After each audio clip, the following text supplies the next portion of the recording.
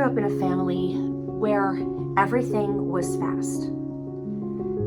In fact, even though I wanted to learn to cook as a young girl, my family was in the restaurant business, and if you did not chop the onions fast, if you did not throw pans and have 4 pans going at one time, essentially, if you were not fast, you could get out of the kitchen. And the kitchen to me growing up was a very stressful place. It was a place where you got run over.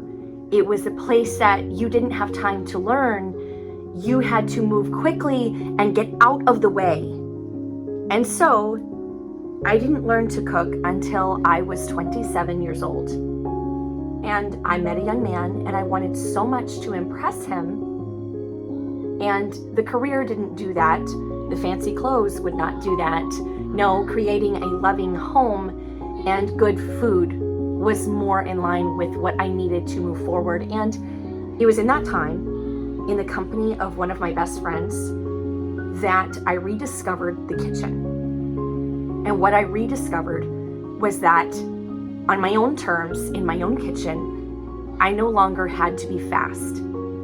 I could enjoy the smell of spices. I could smell each one and enjoy mixing them the way I wanted to create something new. I could take my time chopping the onions because no one was waiting for me. It was my time. And I finally realized that I could turn on some old Doris Day songs, some Michael Bublé, or some old gospel hymns and enjoy my kitchen and actually cook and enjoy the experience. I did not have to be mechanized. I didn't have to be quick to be worth something. And I think a lot of times in our lives, we are pushed to think that if we don't arrive quickly at our goals, if we can't get on that stage, whatever that stage may be, even the family kitchen, if we can't get on that stage and perform perfectly and quickly and succinctly and have a final product that is perfect, then we are no good and we are not worth anything in that realm or in that area. It took me many, many years, a quarter of a century, to realize that I loved to cook and that my kitchen could be a place of peace. That is where the colors of my kitchen have come from. I do not need stark, dark wood cabinetry. I love the very simple colors, the beautiful greens, the colors of nature. I really love the soft colors of my kitchen. Even the sounds of my little boys downstairs wrestling are enjoyable to me. They may be a little distracting on the video, but those sounds of my little boys giggling and throwing each other from one couch to the other and just enjoying this rainy day is so relaxing to me. And that's what it's about, is enjoying your life, serving God, but serving God in a way that brings Him glory and allowing Him to do the hard part.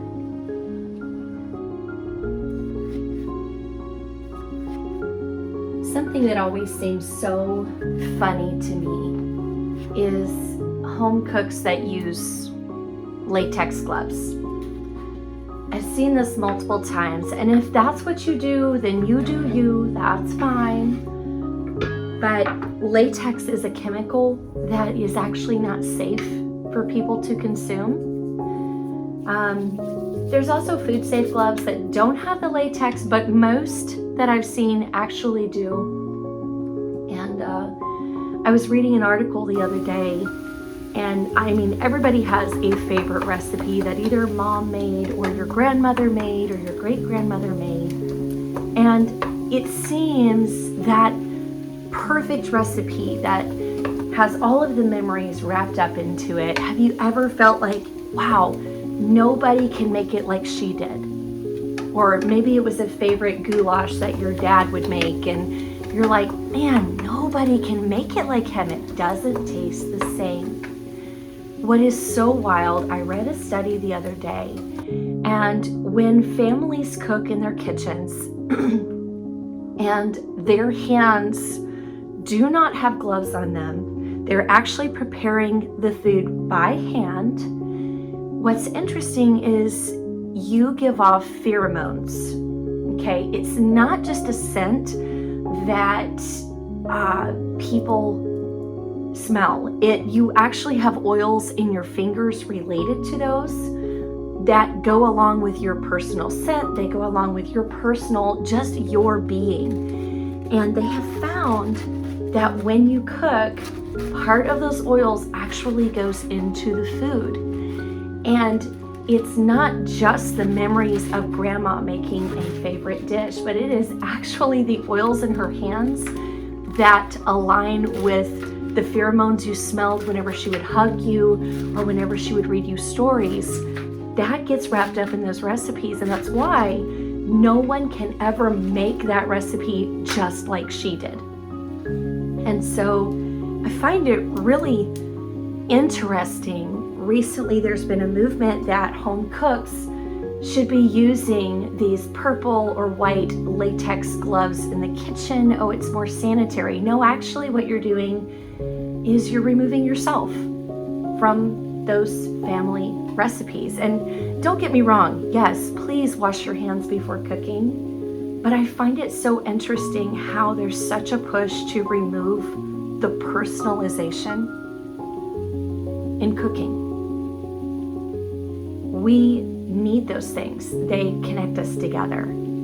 I just love how our families work, how our human bodies work. Those things are important. Yes, I'm an avid snacker when I cook. Unless I'm cooking for people not in the family, then I abstain. But if I'm cooking just for us, the snacks come out. That's my appetizer.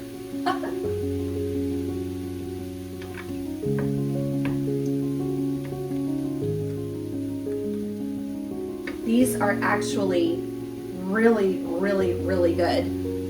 Have you ever heard of Brussels sprouts? Yeah. I don't really like those very much. They're too stringy. These are sunflower sprouts. So these are the little sunflower plants when they first begin to grow. What's wild is when these are cut, they have a ton of nutrients because the nutrients in them is what's supposed to help them grow to a full-size plant, and you know how large sunflowers can get. So these are chock full of nutrients, and I dip them in some organic ranch, and they are wonderful. Even my little boys love these. These are a great snack when you're cooking. They're healthy, they don't fill you up too much, and they're really good. This is not one of my healthy recipes. I told you I don't always cook healthy. I try to for the majority of our meals. This one is not a healthy recipe, but it's a childhood favorite of mine. It is not my favorite, my husband's favorite. It is not my husband's favorite. He's a bit of a food snob. I love him to pieces, but he wants to know exactly what ingredients are in everything. And is it wholesome? And is there anything else that shouldn't be there? These have some additives and some chemical flavorings and colorings that are not healthy. I did find an organic version of these Doritos. They have organic Doritos that have pretty safe ingredients. They're really good. The problem is our Walmart in this small town does not always carry them. And today I had a craving. I really wanted taco salad. Made the old way, like I was, like when I was a kid. And so we're splurging today on some bad stuff.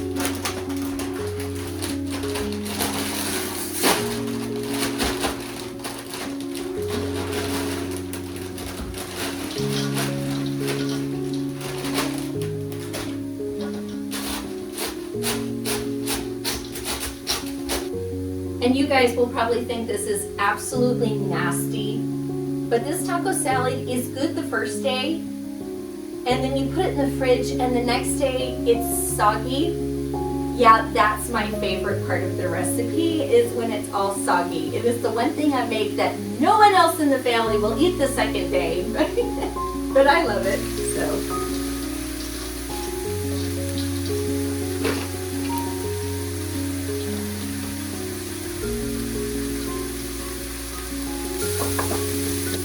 If you're interested what I'm seasoning my hamburger meat with for this, it's a simple organic chili powder. Now it still has an anti-caking agent in this organic one.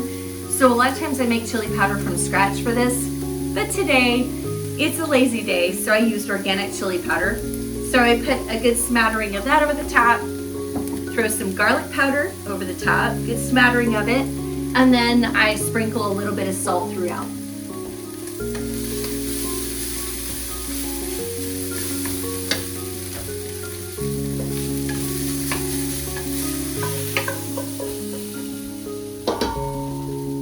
And I usually don't have to drain my meat. I usually get a 93%, 7%, so it only has 7% fat.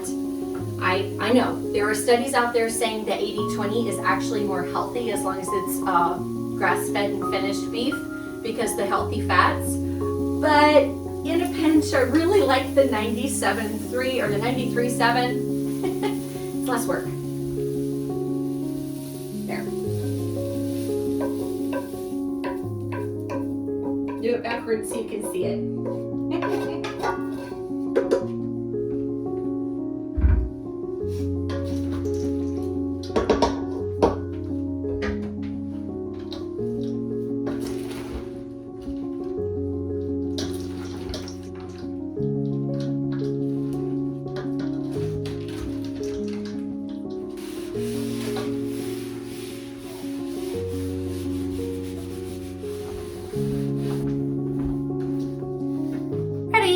Ready to go. See you guys next time. I'm ready to eat.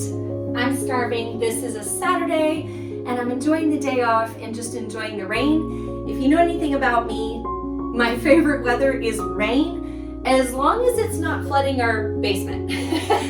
So it's just a beautiful light rain. There's a little bit of thunder here and there.